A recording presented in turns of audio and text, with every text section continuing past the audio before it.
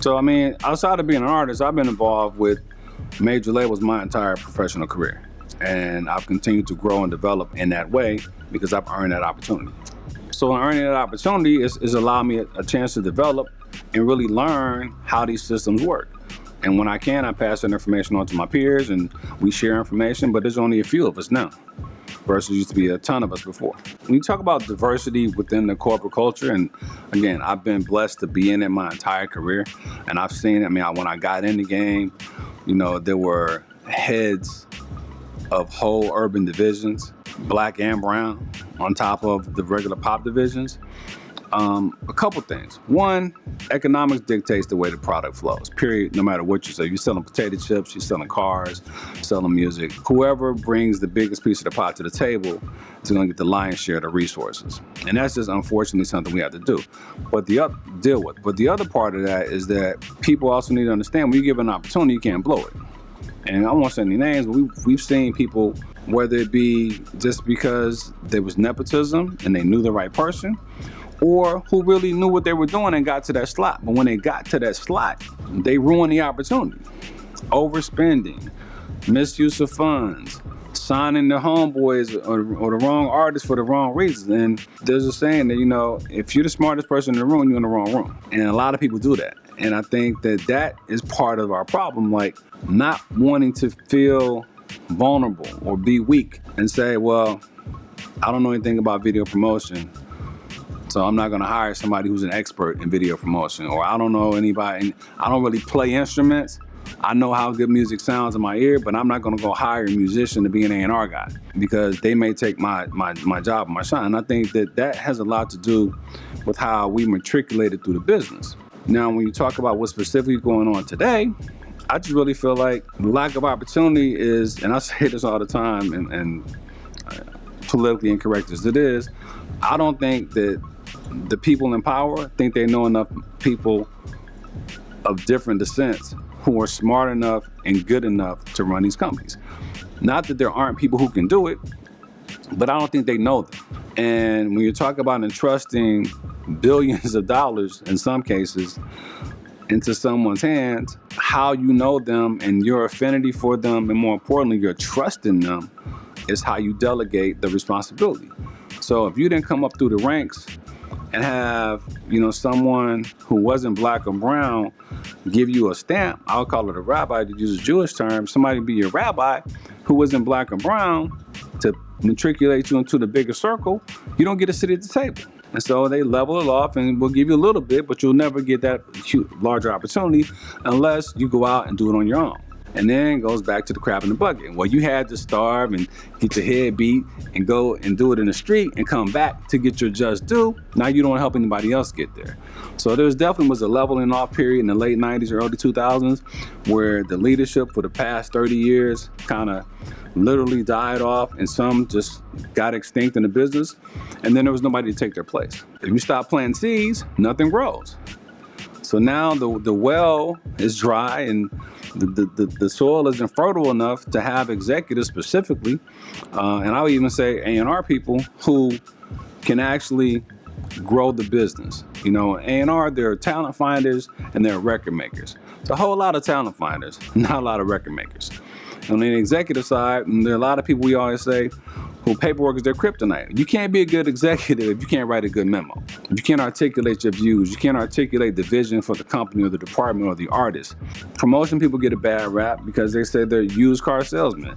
Well, you guys can just sell anything. You know, I thankfully don't consider myself that. I'm a record man. And a lot of my colleagues, I think, aren't that.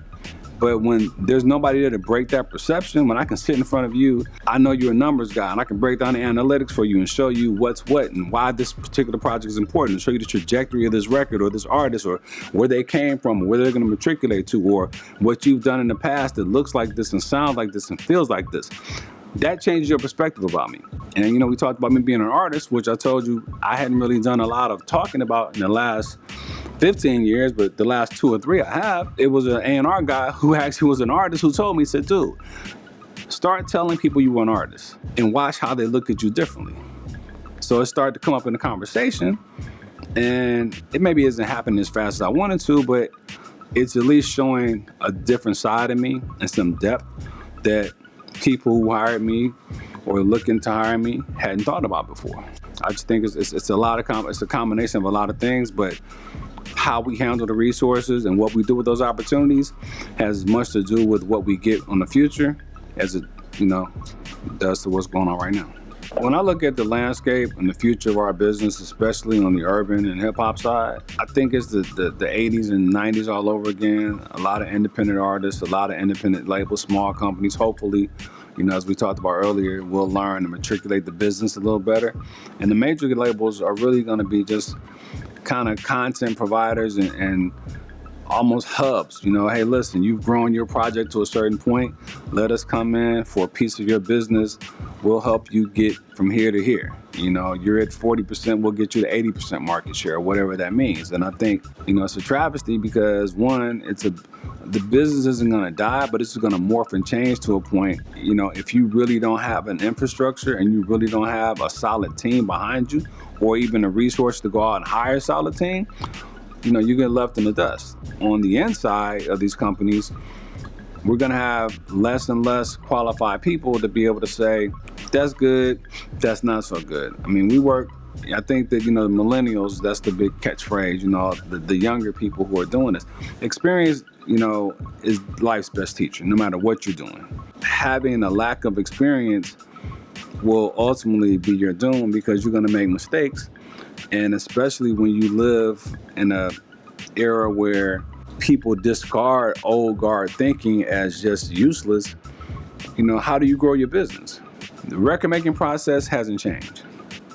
You still have to write a great song, find great musicians to play it, find a great vocalist to sing it, or a great rapper to rap it. Marketing hasn't changed. You still have to identify the point of entry. You still have to find who the target audience is. You still have to inundate that audience to a point where they become carnivorous enough to want to be a part of that process. Create the fan experience. That doesn't change. But people, in their perspective, because we're so indebted with, computers and phones, and we're not talking to each other, we're not touching each other. And it's hard to have a one-on-one experience, a life-changing experience, if you will, in terms of when a song hits you in the heart from a laptop or from a phone, So going out and seeing somebody play, that's going to become the new discovery zone. They say terrestrial radio is dead. Well, not really, because it's still the number one way where people discover music. Now, they may go buy it online and they may stream it on their phone, but more times than not, they discover it on free radio. As our business evolves, it's going to get smaller on the corporate side, bigger on the independent side, and truly it's going to be feast or famine for those with the resources or without the resources. When Little John and all the down south guys were using their regional influence on labels, and all those labels were like, damn, why would I pay X amount of dollars for all these samples? This dude here sold gold in his neighborhood, punching 2 notes on a Triton with no samples. As a businessman, I gotta look at that. You thinking you helping their dream work is gonna help your dream as well, man. And the fucking moment was just like, hey man, swallow your pride, take that energy, and you help create a blueprint. Do that for yourself, man. We're in a male-dominated industry and we think that we're the enemy, and that's stupid. And so I started this event to bring all these women together that feel like they're so different and show them that they're not. And so they can network, understand that relationships do matter, and it's not just relationships with men, it's relationships with other women also. For us, the accolades and the recognition came naturally. It was never, our radio show was never a platform to get someplace else. It was the end result. It's what we wanted. We didn't have any ambitions for the show other than, like Bob always says, other than to have an incredible tape the next day.